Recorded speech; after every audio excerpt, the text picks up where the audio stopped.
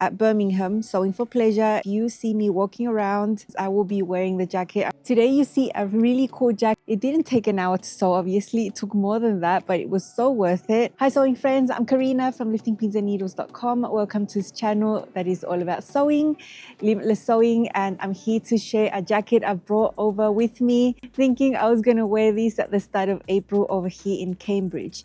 I am actually going to wear this jacket tomorrow, Friday, at Birmingham, sewing for pleasure. If you see me walking around, it'll be easy to spot me because I will be wearing the jacket I'm going to show to you today. Being a super windy day, my microphone is tucked in there, so I hope the audio is sort of protected. What I'm going to share with you is a jacket pattern from Style Arc. It's called Smith, and I bought this pattern a long time ago. On my Patreon page, the Orchid tier, I do a monthly sew along, but couple of weeks before that, I put up a poll with 3 options. Everyone that has access to this content can vote. So I don't actually choose the sew-alongs, the members do. So that's fun. And this jacket was one I sewed last year. Now, when you look at the line out here, it looks like it's a shorter jacket, the way they've styled it there. It looks like it might be just an inch or so below a waistband.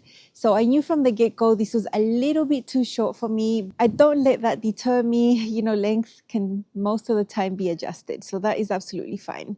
This has a yoke on the front and the back. It's got a double layer on the inside. So there's a burrito method that is going to enclose the shoulder seams and the back. Between this seam of the front yoke and the rest of the front, patch pockets and pocket flaps. That is a detail that makes everything easier, I find. So I like that. The sleeve has a front part and a back part, but in the middle, there's a type of pleat or tab, as they call it. I think that detail is awesome. The more I got to see the details here, the more I kept imagining how I was going to combine 2 fabrics. And I love that. It just turned out so good because then you can really see the details, especially if you've chosen a print. At the bottom of the sleeve, there's a simple cuff with no details like plackets or slits. It's wide enough to fit your hand. The plackets are asymmetric. The one on the left side is a regular placket, just like a simple placket, separate. The right side is wider because this is a hidden button placket. So it's folded like a type of accordion, and your buttonhole is going to be completely covered.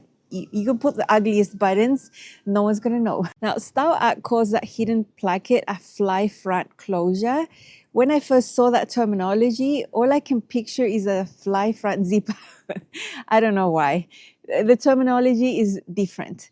But once you start seeing the details, you can recognize them. And if you have different terms in your mind, that's fine. It's just more language that you can incorporate into your sewing jargon. Classic collar stand and collar, boxy silhouette, big box pleat at the back, and the hems at the bottom are finished with hem facings, which is something that I really like. Whenever I see something with that detail, I am always thinking, great, it's just going to look so much nicer. It's for woven fabrics, linen, denim, corduroy, linen rayon blend, something flowier. Could be a tencel twill, a wool crepe. You could use a wool, but just know that this is an unlined pattern. It could end up being a little bit itchy, and it's not one I would want to line just because of that box pleat at the back. I think it could end up turning out a little bit bulky if it's lined, so I would prefer to keep it unlined. Not that you can't line something with a pleat, it's just more complex. Now, I chose a waffle material. It's 100% cotton. It's a fabric that's made in Turkey. I found this in the fabric district in Santiago, Chile, and it was like a one-of-a-kind type of fabric. There was nothing left in the boat. I got whatever I could, and I knew it wasn't enough to make a lot of things, but knowing that I was going to combine the fabrics, I knew it was going to be enough. The details that need more crispness, I was going to sew with denim. Lightweight denim, it wasn't going to be bulky, and my main fabric, the waffle, is a little fluffy, so I didn't think the plackets, the collars, and the cuffs were going to benefit from this type of fabric. Plenty of interfacing because you have plackets, cuffs, collar stand, patch pocket. You have a lot of places to interface. The hem facings are also interfaced. Around 10-ish buttons. Style Arc depends on how old the patterns are, the size range. This pattern is not that old, so it comes from 4 to 30 Australian to a 61-inch hip. When you are trying to choose your size, you need to look at the website to see the size chart. It's not on the pattern. On the actual pattern, you get finished garment measurements. So it can be a little bit confusing. I know this. I've been sewing style ag for years. So I just go to the website, check out the body measurements there, the size chart, jot that down, and then go to the pattern and see the finished garment measurements. And that's how I know how much is. Boxy design, pretty straight, no waist definition, nothing like that. Bit of a drop shoulder going on.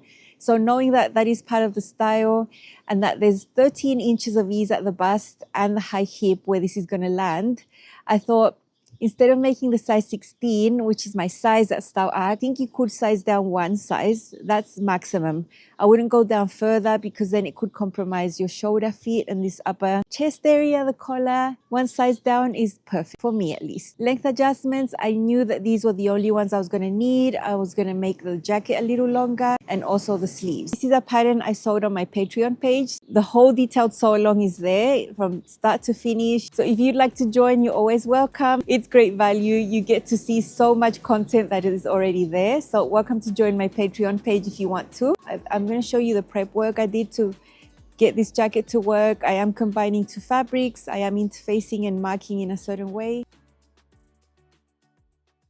For the sleeve, this is the main piece of the sleeve and you cut the same for the front and the back. So the armhole doesn't have a different shape, which matches the style of this one. It's a little boxier, it's a little drop shoulder. So you don't have a front and a back sleeve. So you're basically cutting 4 of these, 2 pairs.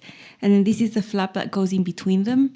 So if I lengthen this one 1 inch, I had to lengthen this one 1 inch as well. Now, because it's just a rectangle, I just added 1 inch wherever. I just made sure to not upset these little marks that we have up here. That tells you that this matches right there. So that hasn't been altered. This is the back. I measured about 3 inches from the hem up to not affect the hem facing. Same as with the front right there, and added my 2 inches. That's how much I decided to add in the end. And then over here are the placket pieces. I also had to add 2 inches because if you add length to the jacket, the placket also. And we have a placket that's narrower for the left and this wide one has all these lines for the right. These are all the little pieces that need interfacing. Collar and collar stand. For these ones, you just need to interface 1 layer. So I'm going to interface the layer on the top. I do have both of them here, but the bottom one is not going to be interfaced. Now I want to show you something here with the collar stand. I didn't have enough fabric to be able to cut them both on the fold. So I've already sewn that seam there, pressed open, nice and reinforced. This is the layer that I'm going to interface, this one. And that's because that's going to be behind your neck. So the layer that's not going to be interfaced is the one touching your skin. And that's the one that will be visible when you see it. This over here is at the back and this is going to be folded over it. So no one's ever going to see that seam. Now you can see there's 2 types of fabrics here. I'm doing details in this lightweight gray, darkish denim. I'm doing collar stand collar. I'm also doing the cuffs out of that fabric and I'm doing the button plackets as well. So button plackets is just 1 each, 1 for the left, 1 for the right. These are the hem facings. The back one's cut on the fold and for the right we have 2 pocket flaps. The one that's going to be visible from the main fabric. The one underneath is going to be just a regular denim like this one. It's not going to be seen. And the 2 cuffs right there. I've done all the interfacing. It took ages. Now I'm ready to cut. Now, this is a waffle. It's a woven fabric. It's not a waffle knit. It's woven. It doesn't stretch. And check out this texture. It highlights the texture once I interfaced it. That's the print right there. You can see there's no stretch here. But the fabric is slightly fluffy. That's why I didn't want to have 2 layers of these for the flaps. I thought it would be too much in the seam. So I've got this layer out of denim. That's how I'm going to reduce the bulk right there.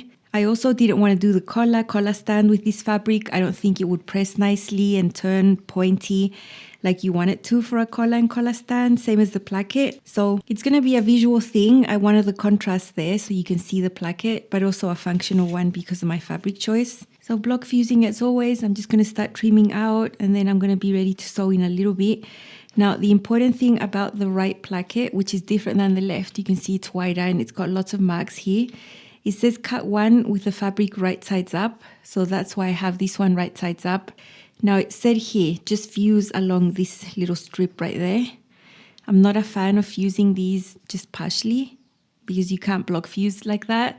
So I'm just fusing the whole thing. I've got lightweight interfacing, so I'm not concerned about it being too stiff. Otherwise, here on the pattern, it says fuse. Just from there to there where the buttonhole marks are, just this little bit.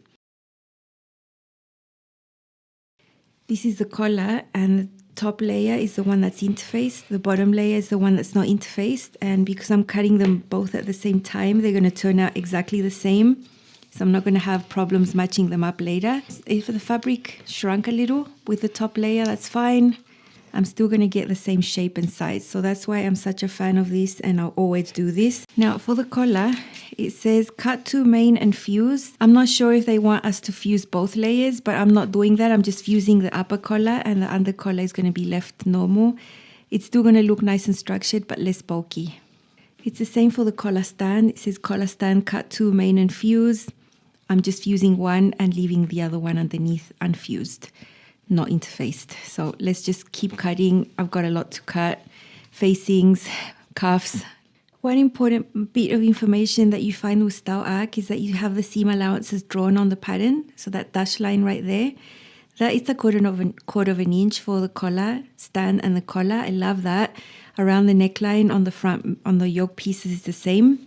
So we need to remember that anything to do with the neckline is going to be a quarter of an inch, which is amazing. It means you just sew and you don't have to trim afterwards. Another place that's a quarter of an inch is around this pocket flap, which is great. It's so much easier to go around the curve with a smaller seam allowance. And then the top part is 3/8. Now the seam allowance for the whole rest is 3/8. See on this facing piece, you have the 3/8 marked right there. Here's the right placket. This is the wider one with all the marks. I've got the fabric right sides up, and I've marked it on the back following the same lines.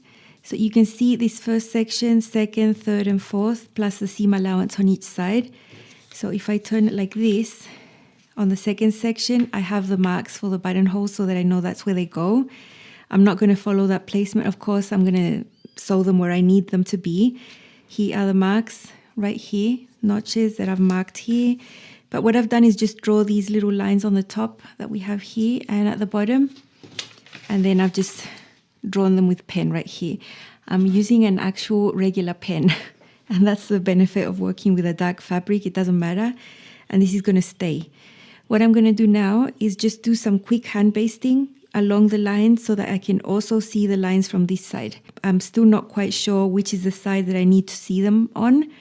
So I'd be happy to see them on both sides, and then I can just take out those basting stitches easily. Here are the main pattern pieces for the Smith jacket. The only ones missing from the table are the sleeves. I'll show those separately. They just don't fit. This is the front right here. It's not cut on the fold, obviously. This is the front facing. Here down the bottom, you have a single notch and a single notch so that you know what side of the facing to sew together. I think that's really cool. You have the same thing for the back. The back is cut on the fold. We have double notches here to match it up. This facing is cut on the fold as well. I've interfaced these, even though it didn't say to do it in the instructions. I think facing should always, you can see how much wider the back is there. This is where the box pleat is, so that we have that excess right there. Here we have two yokes for the back. One is of the waffle material, and then I have quilting cotton for the inner layer to reduce bulk. Patch pocket that will go sewn in right there. There are marks right there to show you where to put them in between the seam of the yoke and the front. Little flap is also going to go in between the seam. 2 layers, main and a denim to reduce bulk. And then these are the plackets. You see they're asymmetric. This is the right side. It's going to be pressed like an accordion because it's a hidden placket. This is the left side. It's a regular placket. Collar pieces, collar stand and collar, 2 layers each. One interface, one is not. I've got them folded just so that it could fit on the table. These are actually symmetrical sleeves. They don't have a difference between the front armhole and the back armhole. This is actually just the same piece that you cut out in 2 pairs. So I've got 2 pairs here, 2 pairs there. Now I have decided, just to make things easier for me, to just pin this little piece of denim onto this side. I've got it here and there, and I've determined that this is going to be my front side. Just because I want to know, once we sew this piece in between, we're going to form a pleat that needs to be folded to the front. So that's going to help me do that without getting confused. That will help my sleeves end up the same, where I don't have to be guessing what is the front, what is the back. So that is my way of determining what is the front. Easy peasy, it's not permanent. I can just remove that once I've set in the sleeve and it's not going to affect anything. Over here is the cuff. There's two of them. The interface is just a rectangle. It'll slip right on over your wrist, so you don't need any slit, buttons, nothing like that. And I've decided to do this in a contrast. You can see, I think it's going to look really cool. So that's just something I'm doing. You can see this is a denim, and check out the fabric. I think it's going to go together really well. Love it. This piece is not exactly a rectangle. On the top, it's got a little bit of a shape because it's been true to the curve there. So it's really easy for you not to get confused because on the pattern pieces, we have marks there and marks there. So that's going to let you know that that's how they're sewn together, and the straight edge ends up here on the hem of the sleeve. Whenever I see a jacket that has all these pattern pieces with so much detail and markings, and some pieces are interfaced and some not, I know I have to be realistic and just plan a lot of hours to do this because I take my time, so I don't rush this. So I think the prep work took a long time, but it was worth it because I got to cut and mark and do everything I needed to do, especially on those plackets. And there is a mistake in the pattern, in the diagrams. You saw the big placket that goes on the right. You have to cut it with the fabric right sides up. If you interface only the little bit that says there, it's not going to be correct. It's going to end up in the wrong place according to the diagrams that come in later. If you interface the whole thing like I did, that marking error they have there on that pattern is not going to make any difference in the long run. So just be aware of that. Here are my two fabrics. I love them. This is a tropical print, but in gray and white tones. I absolutely love the texture. It was so nice. It actually ended up pressing nicer than what I thought it was going to end up pressing like. So there's a lot of top stitching going on. These patch pockets are always really easy to sew. I just edge stitch them there to hold them in place because I'm not going to put anything in there. The bottom here to avoid bulk is with the denim. So that's really nice. It's edge stitched. The buttons there are just for show. It's so much easier to sew these flaps here when there's two pattern pieces and a seam here. On the inside, because my fabric is white, I changed my bobbin thread to white and also the serger thread for white right here. But on all the rest of the seams, I used gray thread because I was going to press these open like that. Here are the hem facings. I love sewing those. Hem facings are amazing. They're interfaced. And for this one, you need to finish the hem facings before sewing on the plackets. So that is a little different. So basically hem facings first, then the plackets, and then the collar and the collar stand. This left placket is pretty straightforward. Easy peasy, like any other placket. This is the one that has more folds. It's like an accordion. And over here, I ended up sewing this on the inside by hand so that I would have a neater result. I love how it turned out by hand. I'm sure I wouldn't have been too happy sewing that with a machine. So it took ages, but it's pretty invisible here.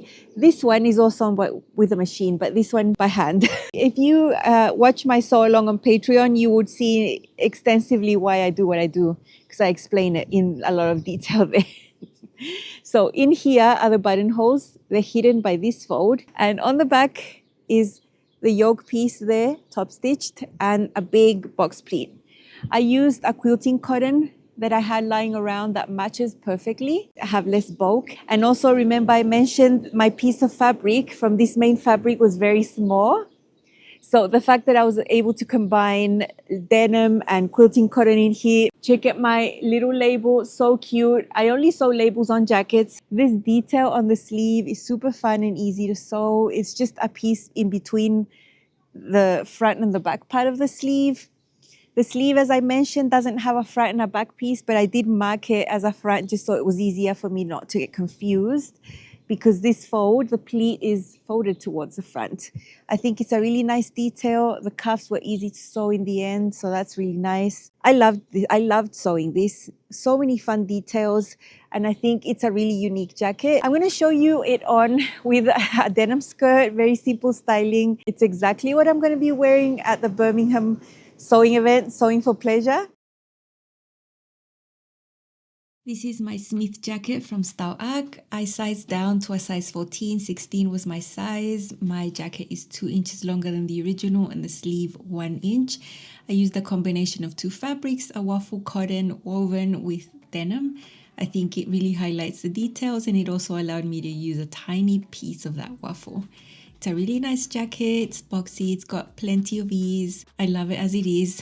I really like the length after I adjusted it, otherwise it would have been too short. There are really nice details with the hem facings. I always love a hem facing.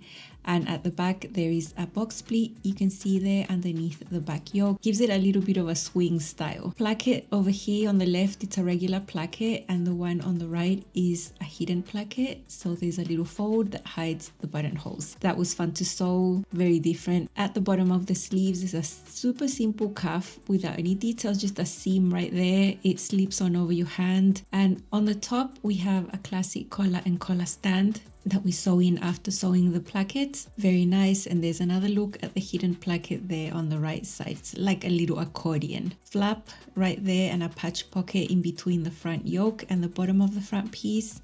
Very nice. I'm never putting anything in there, but I like the look. There is the back yoke with the box pleat, inverted box pleat. I love the way the jacket looks. I love the combination of the two fabrics. That pleat on the sleeve is a detail that is very unique and was very fun to sew. And on the inside, you can see my quilting cotton to do the burrito method for the yoke that encloses the shoulder seams and the yoke seam. Comfy shoulder and sleeve fit. I can be extremely comfortable in this one and also feel like I'm wearing something super special. So many details here. I'm gonna love this one. The tropical print is very discreet and the colors are neutral. Means I can pair it up with any other colors, and I've got it in red here. However many hours it took to sew the Smith jacket from Style Arc was totally worth it. I think these patterns are always well drafted. I like the difference in the seam allowances. I don't even mind the instructions that come in a list, you know. It's all a brain challenge as well. I think it's nice for you to put a little bit more effort into it, and the color-coded diagrams with what seams go where that you find, I love that. That image there is worth 1,000 words for me. I much prefer looking at diagrams than reading sewing instructions. That's just the way that I am because I'm very visual. Definitely not a jacket that takes a little while to sew. Definitely there's a bit of an effort here, but the satisfaction level is extremely high and it's so nice. I mean, I'm so proud that I can make things like this and that I can wear them out and have something amazing. Unique fabric. No one's ever going to have anything like it. So I'm so glad. I hope you enjoyed this review. I'm going to head back inside. I am freezing and I'll see you back here soon with more fun sewing content. Bye.